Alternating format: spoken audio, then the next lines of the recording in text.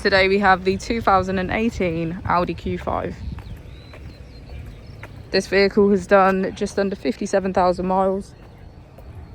It has an automatic transmission and a petrol fuel type.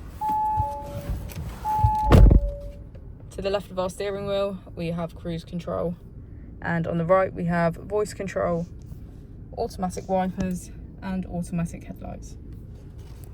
Moving on to our screen, we can access navigation, smartphone integration, radio and media. If we put the vehicle into reverse, we can see that it comes with front and rear parking sensors. Just below is our dual zone climate control with heated seats on either side. If we press our drive select, we can switch between our 6 different driving modes.